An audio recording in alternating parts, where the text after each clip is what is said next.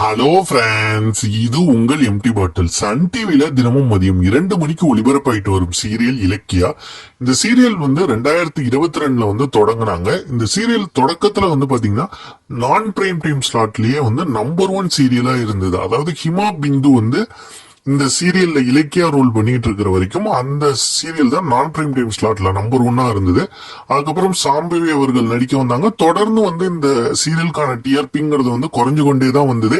இதை பத்தி ஏற்கனவே நம்மளும் சில வீடியோக்கள் பண்ணோம். இந்த சீரியலுக்கான வரவேற்புங்கிறது குறையுது, அதனால இந்த சீரியலை சீக்கிரமே சன் டிவி முடிக்கலாம் அப்படிங்கிற ஒரு எண்ணத்துல இருக்கிறதா அப்படின்னு சொல்லி அது இப்ப அபிஷியலாவே வந்திருக்கு. இந்த சீரியல் நிறைவு பகுதியை ஷூட்டிங் இன்னையோட முடிஞ்சிருக்கு. இதை அந்த சீரியல்ல நடிச்ச ஆர்டிஸ்டே அவங்களுடைய சோசியல் மீடியா பேஜஸ்ல அப்டேட் பண்ணாங்க. சோ அடுத்த வாரம் இல்ல அதுக்கு அடுத்த வாரம் இலக்கியாவோடைய ஃபைனல் எபிசோட் சன் டிவில டெலிகாஸ்ட் ஆகும். அதுக்கப்புறம் அதோட ரீப்ளேஸ்மெண்ட் சீரியலா இரு மலர்கள் அந்த நான் பிரைம் டைம் ஸ்லாட்ல அந்த 2 மணிக்கு ஒளிபரப்பு செய்யப்படுவாங்க.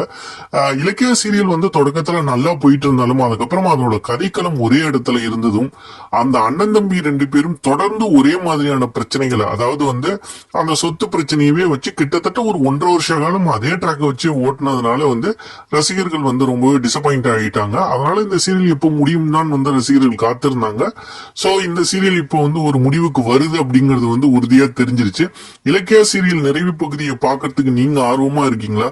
இந்த சீரியலை நீங்க மிஸ் பண்ணுவீங்களா, இல்ல இந்த சீரியல் சரியான நேரத்துல தான் முடிச்சிருக்காங்களா அப்படிங்கறத உங்களுடைய கருத்தை மறக்காம கமெண்ட் செக்ஷன்ல கமெண்ட் பண்ணுங்க. இந்த வீடியோ மறக்காம லைக் பண்ணுங்க, ஷேர் பண்ணுங்க, கமெண்ட் பண்ணுங்க. நம்ம சேனலை சப்ஸ்கிரைப் பண்ணுங்க. நன்றி.